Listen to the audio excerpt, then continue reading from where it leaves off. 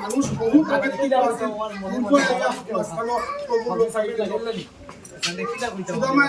প্রভুর লোক পাই গেল।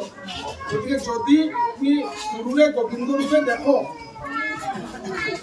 আজকের দিনে যে সময় টাকা পয়সা বাবা পয়সায় যায় সবে হয় আসলে গোবিন্দের মতন দেখলেও গোবিন্দের মতন আসলে ব্রহ্মপুত্র ব্রাহ্মণ পুত্র এই ধরনের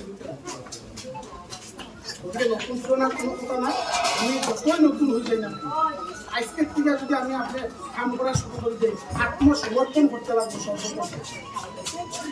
যেদিনটাই আত্মসমর্পণ করা আরম্ভ হয়ে যাব, সেদিনকার থেকে আমরা পুরা মিলব। নতুন পুরানোর কোনো কথা নাই, সব মদন মোহনের কৃপায় সবার মঙ্গল হইব, পুরা হিন্দু সমাজের মঙ্গল হইব। কেউ নাই, একমাত্র আমি যতই জয় শ্রীরাম, ভারত মাতা কি জয়, বন্দে মাতরম বই আমার মূল ঠিক থাকতে না। গুরুদেবের কোনোদিন বুঝি না আমার জয়ধ্বনি দাও, মদন মোহনের জয়ধ্বনি দাও। মদন মোহনকে এটাও বলতে লাগে না, আমার চেষ্টা করতে হবে। কেউ গেলেও দেখুন এটা আর খারাপ করে আরে দেখতে লাগে না। ও আমার বাবা গোসাই হই, কৃষ্ণ যদি তোমার বন্ধু থাকে, দুর্যোধনে কি থাকে? দুর্যোধনে তোমার ফাও করে নামাইতে পারছো না। আর কোনো সময় নিরপেক্ষ থাকি না, কেন নিরপেক্ষ থাকার প্রশ্ন এটা।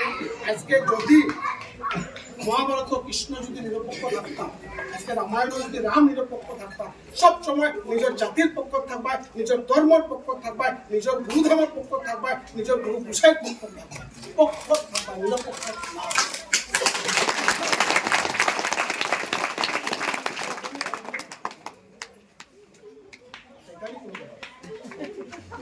দেও